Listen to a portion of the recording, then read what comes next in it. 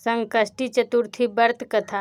आज हम सुनेंगे भदवा चौथ की कथा। भाद्रपद महीने की संकष्टी चतुर्थी को हेरंब संकष्टी, भादो चौथ और भदवा चौथ के नाम से भी जाना जाता है। इस दिन भगवान गणेश के 32 रूपों में से एक हेरंब गणपति स्वरूप की पूजा अर्चना की जाती है।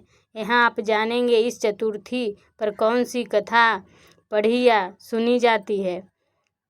इस साल भदवा चौथ 12 अगस्त 2025 को मनाई जा रही है। ये भगवान गणेश को समर्पित एक मुख्य हिंदू त्यौहार है।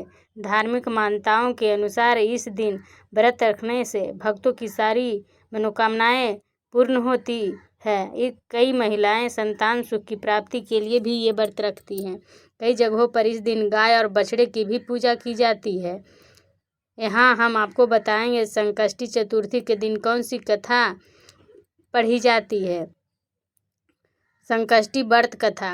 भदवा चौथ की व्रत कथा अनुसार पौराणिक काल में एक नल नाम के राजा थे, जिनकी बेहद सुंदर रानी थी, जिनका नाम दमयंती था।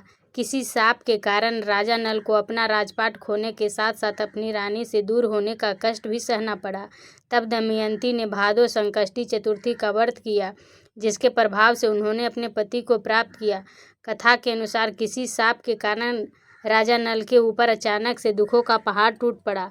डाकुओं ने उनके महल से सब कुछ ले लिया और अंत में पूरे महल को जला दिया था। दुर्भाग्य से राजा नल भी जुआ खेलकर सब हार चुके थे। तब राजा नल अपनी रानी के साथ वन में चले गए, लेकिन शाप के कारण उन्हें स्त्री वियोग का दुख सहना पड़ा।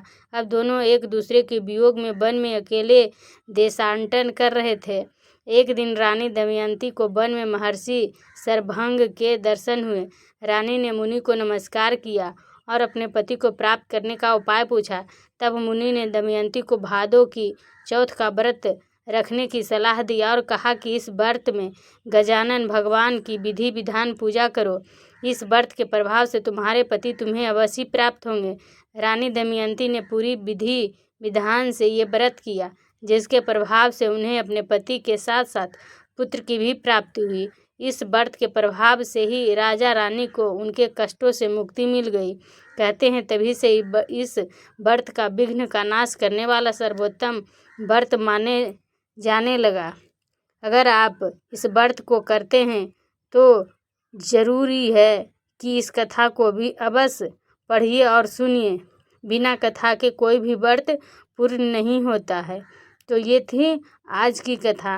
अगर आपको ये कथा पसंद आई हो तो वीडियो को लाइक, शेयर